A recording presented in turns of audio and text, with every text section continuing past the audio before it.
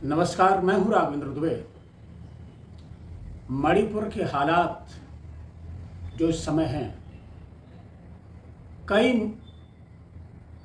घटनाएं सामने आ रही हैं, क्योंकि कई घटनाओं पर न तो जांच हुई और न फिर उन पर कोई कार्रवाई हुई। इसलिए वो घटनाएं लोगों तक पहुंची नहीं।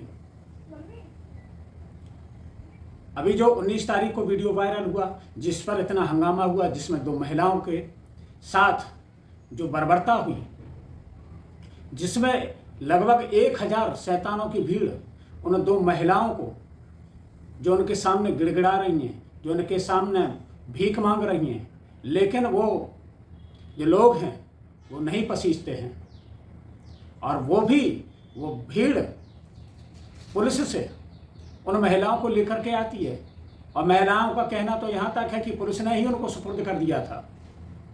ऐसा जंगल राज, जिसको लोग कहते हैं जंगल राज, ये है असली जंगल राज।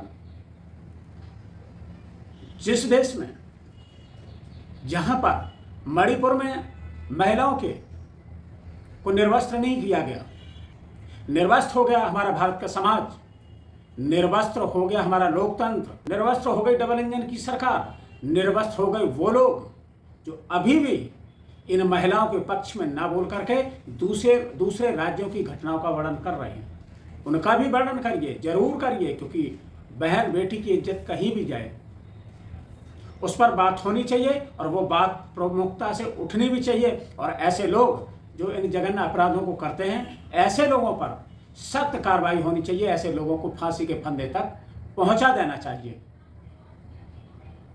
ये वही लोग थे जो 2 बेबस महिलाओं को, जो नग्न अवस्था में थी, उनको नोच रहे थे। वो उन महिलाओं को नहीं नोच रहे थे, बाबा साहब के संविधान के पन्नों को वो नोच रहे थे। वो हमारी भारत माता की आत्मा को नोच रहे थे।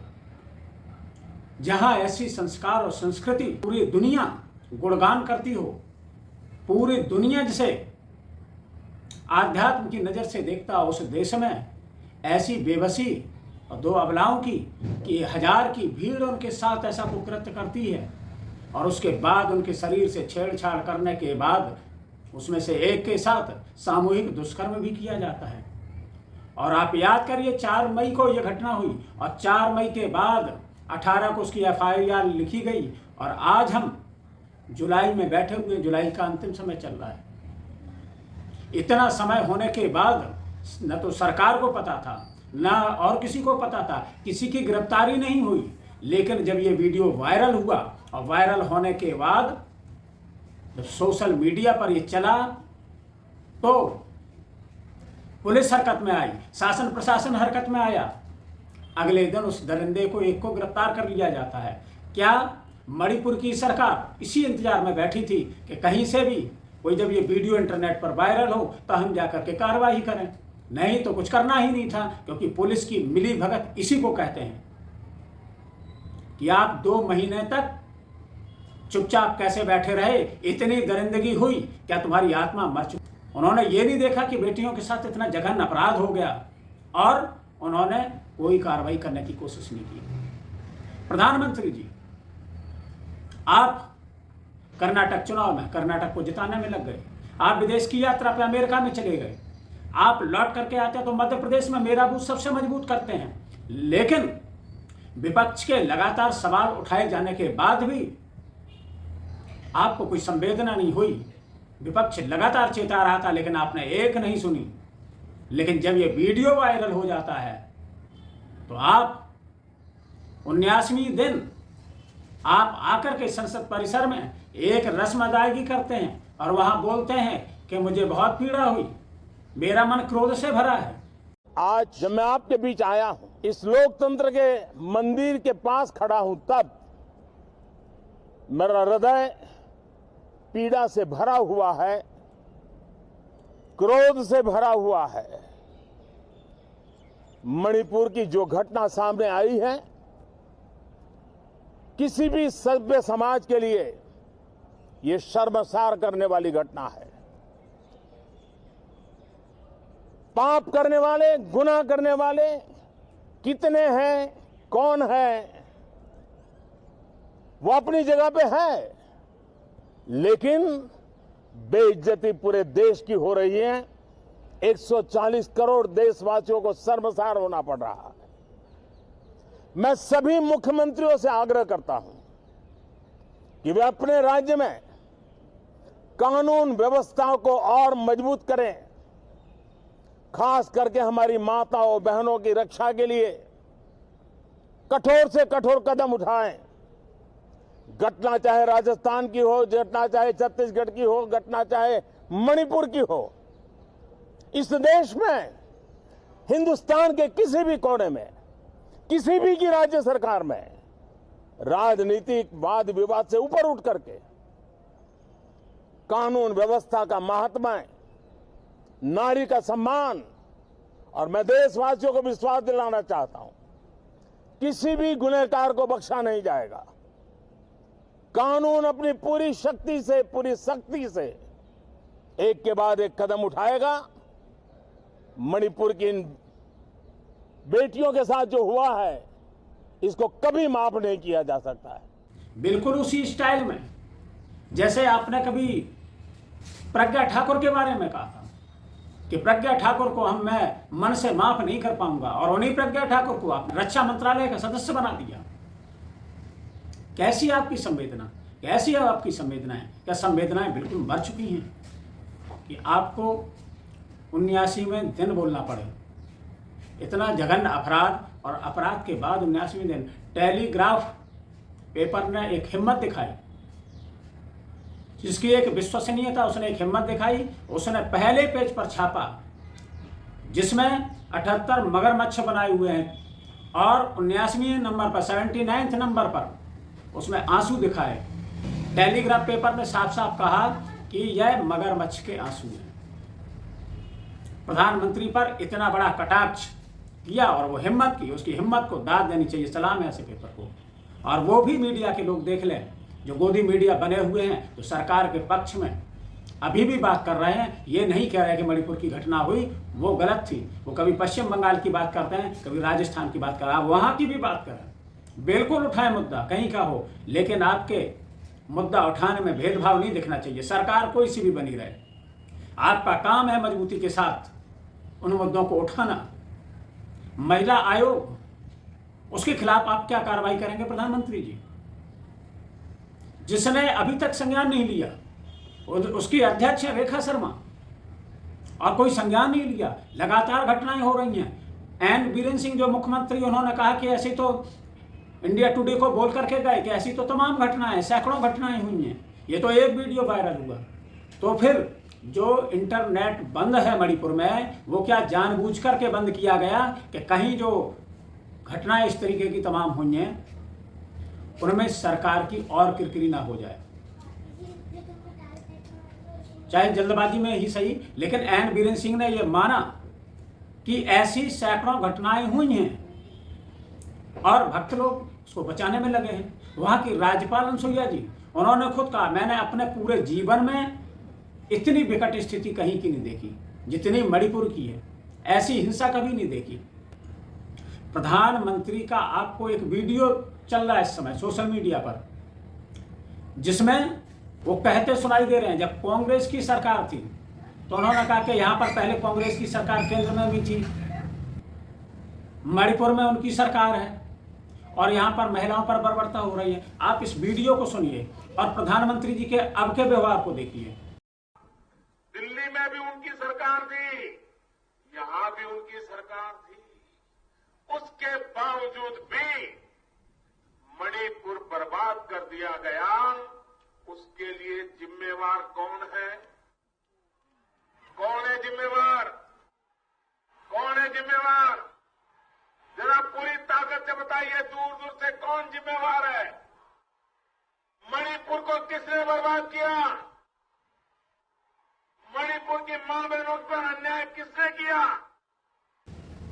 अभी एक और घटना आ गई है, इंडियन एक्सप्रेस में एक घटना छपी है कि इसी तरीके का एक और बीभत्स कांड, जब जो ये 2 महिलाओं की नग्न परेड कराई गई, जिनके साथ ये अभद्रता हुआ, बलात्कार हुआ, यह 18 मई को इनकी FIR दर्ज हुई। उसके 2 दिन पहले 16 मई को उसी थाने में एक और रिपोर्ट लिखी जाती है, उसमें लिखा जाता है कि 2 कुकी महिलाओं को के साथ बलात्कार होता है।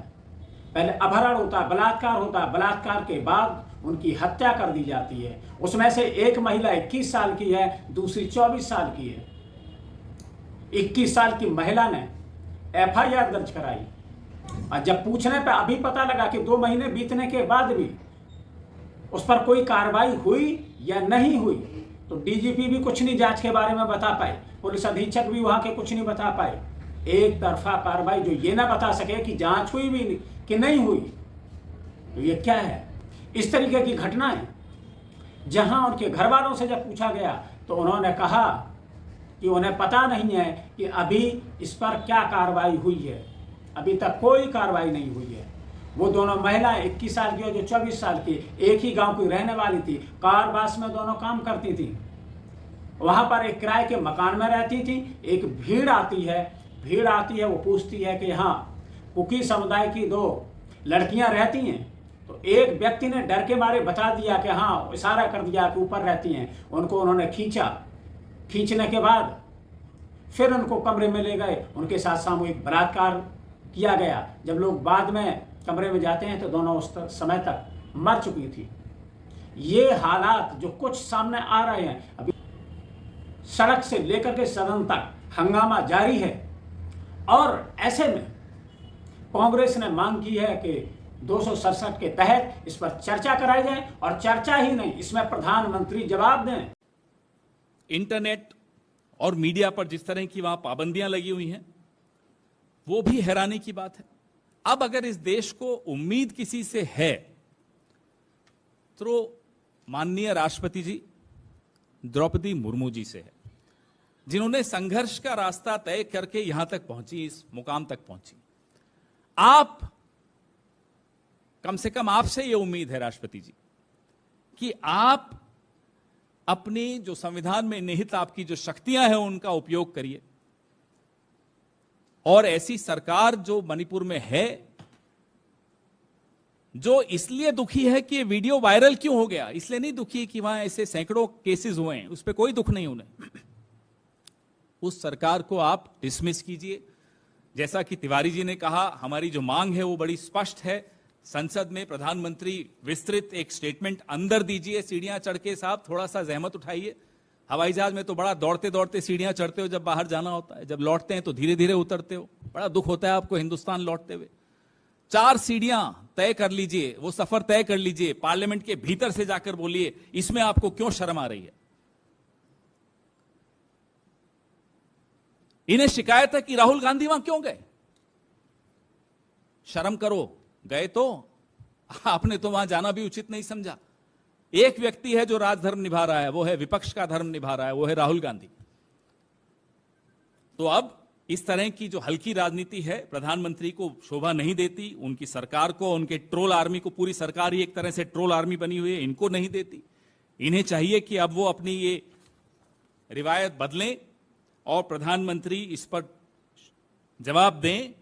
और नेशनल कमीशन फॉर विमेन ने इतना समय क्यों लगाया, उनके खिलाफ प्रधानमंत्री क्या कार्रवाई करेंगे वह भी हमें बताएं।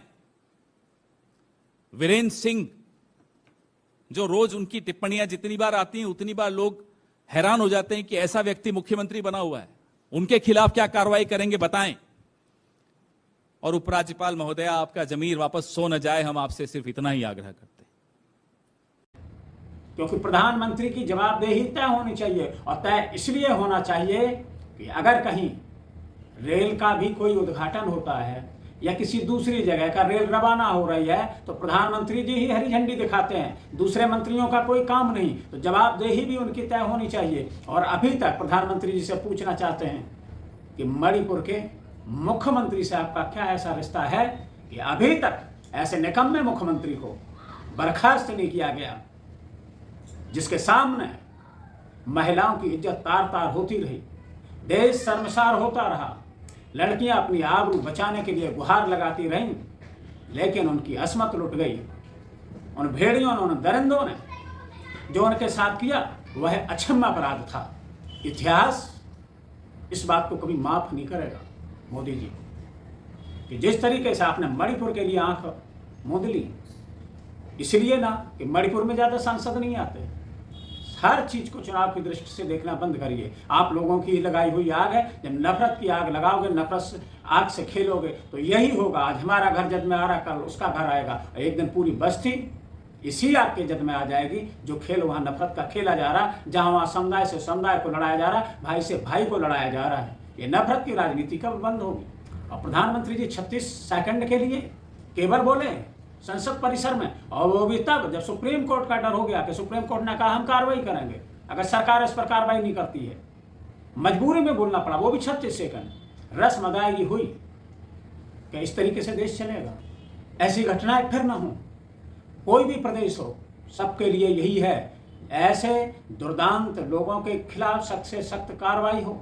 ऐसे दरिंदों को तुरंत फांसी पर लटकाया जाए और उन हुक्मरानों के लिए सामने आईने के आते हो तुम, सामने आईने के जो आते हो तुम, शर्म का बोझ कैसे उठाते हो तुम, बेटियां सरेआम लुटती रहें, हुक्मरानों घरों में कैसे सो पाते हो तुम। यह हमारा प्रश्न है हुक्मरानों से।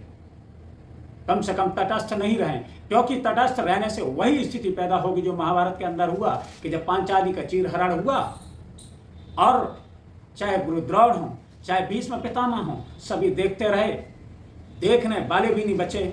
और जो सत्ता के मद में द्रौपदी का चीरहरण कर रहे थे, जो पांचाली का चीरहरण कर रहे थे, वो भी खत्म। न सत्ता मिली, न सम्मान मिला, और काल के काल में उनको समाना पड़ा, जाना पड़ा। तो वही लोग जो तटस्थ हैं उनको भी मुंह खोलना चाहिए, उनको भी बोलना चाहिए, क्योंकि ये भारत की बात है, ये देश की बात है, देश की बेटियों की बात है, हमारी इज्जत की बात है। यत्र नार्यस्तु पूज्यन्ते रमन्ते तत्र देवता, ये वही देश। और उसी देश में विडंबना देखिए कि किस तरीके से बेटियों के साथ जो व्यवहार हुआ वो अक्षम्य है, अपराध है, सरकार के माथे पर कलंक है, और कलंक की तरह ये चिपक गया है। अगर सरकार कुछ नहीं कर पाती है तो सरकार को ऐसे को इस्तीफा दे देना चाहिए, एन बीरेन सिंह का इस्तीफा ले लेना चाहिए।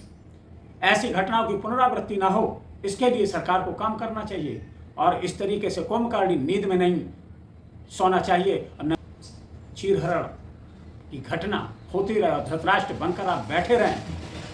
इतिहास कभी आपको माफ नहीं करेगा। फिर मिलेंगे किसी नए मुद्दे के साथ। आप हमारे चैनल को सब्सक्राइब, लाइक और शेयर करना ना भूलें। जय हिंद, जय भारत।